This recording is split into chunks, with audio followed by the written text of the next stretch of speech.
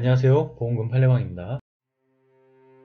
재발성 우울장애, 중등도 우울 에피소드, 알츠하이머병 치매, 파킨슨병 치매의 병력자가 자신의 호텔 옥상에서 투신한 경우 자살함 지우서가 없다면 자살사망보험금은 부책인지 여부에 대하여 제주지법 2021 가단 52795호 토대로 명확히 살펴보도록 하겠습니다.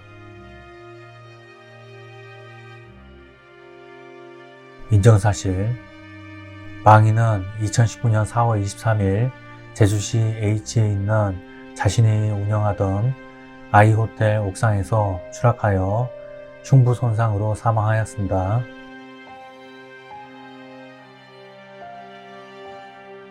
재판부의 판단, 쟁점, 이 사건 사고가 망인이 심신상실 등으로 자유로운 의사결정을 할 수 없는 상태에서 발생하였는지 여부, 이 사건 사고는 망인이 심각한 정신질환 등으로 자유로운 의사결정을 할 수 없는 상태에서 사망의 결과를 발생케 한 경우에 해당한다고 봄이 타당합니다.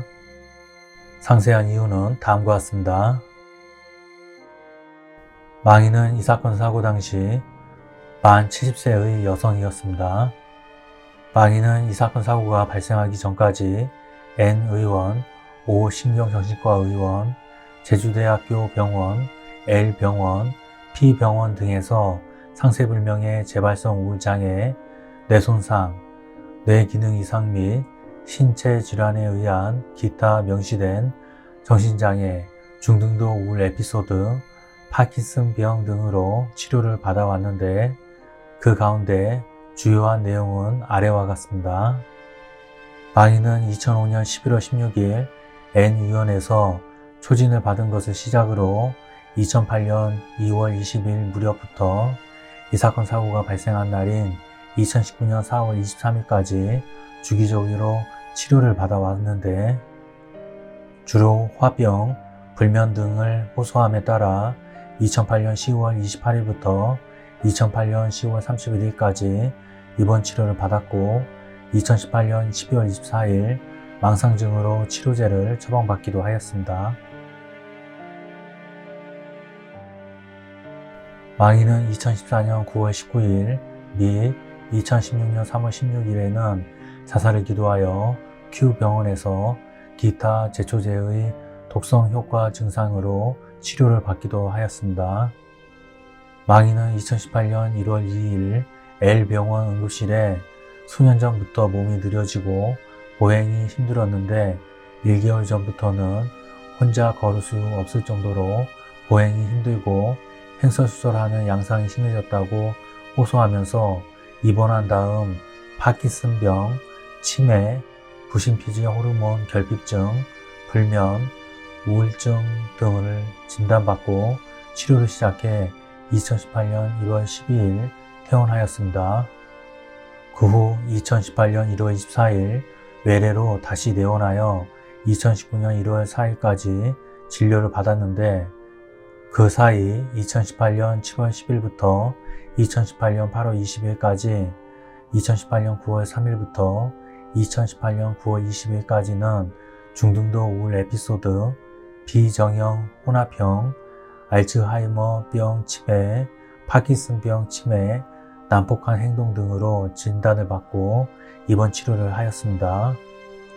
망인은 위와 같은 입원 치료를 마친 후에도 내원하여 진료를 받았는데 이 사건 사고 전 마지막으로 진료를 받은 2019년 1월 4일 당시에는 치매 증상이 심해지고 전신 상태가 저하되었음을 호소하기도 하였습니다.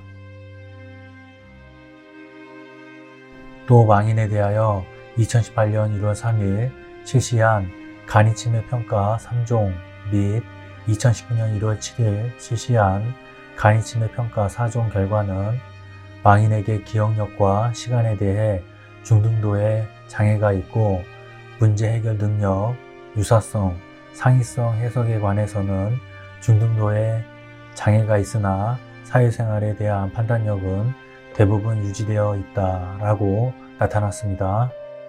망인의 큰딸 제이는 망인의 소개로 결혼하였으나 2010년 11월 출산 후 산후 우울증을 앓기 시작했고 남편의 거듭된 폭행 등까지 겹쳐 우울증이 심해진 상태에서 알코올 중독과 그로 인한 간성 혼수로 입원 치료를 받기까지 했는데 도중에는 극심한 영양실조로 인한 탈수초, 뇌교수초, 용해증까지 발현되었고 결국 남편과 이혼에 이르렀습니다. 이후 제이는 재활에 성공하였으나 허리의 통증을 호소했고 망인을 통해 망인이 치료 중인 병원에서 신경주사를 맞고 그 부작용으로 허리가 굽고 말초 신경계에 이상이 생겨 스스로 걸을 수 없는 처지에 이르러 다시 입원 치료를 받던 중 결국 2019년 2월 26일 폐혈성 쇼크로 사망하였습니다. 망인은 2번에 걸친 자신의 잘못, 즉 중매, 병원 소개로 큰딸이 고통을 받다가 사망한 과정을 보며 심한 자책감에 시달렸고 장례식에도 참석하지 못하였습니다. 또 2018년에는 L병원에 3회 입원 치료를 받으면서도 처방된 약을 제때 복용하지 않아 손발에 떨림 증상이 심해지고 과격한 언행을 보이는 등 선망 증상을 겪었음에도 제2의 사망 이후에는 주간 요양 보호도 거부하고 극심한 불면증에 시달려 처방된 약을 과다 복용하기도 하였으며 2019년 4월 10일 이후에는 야간에 집박을 배회하는 일이 잦아졌는데 망인은 2019년 4월 14일 바다로 나가려다가 이를 위험하다고 판단한 행인에게 발견되어 112 신고로 귀가하기도 했고 같은 날 택시를 탔다가 치매를 의심한 택시 운전사의 112 신고로 다시 귀가하기도 하였으며 원고에게 자꾸 누가 나를 부른다는 등 횡설수설하기도 하였습니다. 이에 망인의 가족은 망인의 사망 즈음 아알센터에 위치추적 단말기를 신청하기도 하였고 망인이 요양병원이나 요양원에서 입원 치료를 받을 수 있도록 입소 대기를 신청해 두기도 하였습니다. 망인은 사망 당시 스스로 보행이 어려운 상태였는데 망인이 추락한 장소는 자신이 남편과 운영하던 3층 건물의 호텔 옥상이고 당시 자살 암시성 유서 등이 발견되지는 않았습니다. 결론적으로 피고는 원고에게 상해사망보험금을 지급할 의무가 있습니다. 마치겠습니다. 긴 시간 시청해 주신 점 고맙습니다.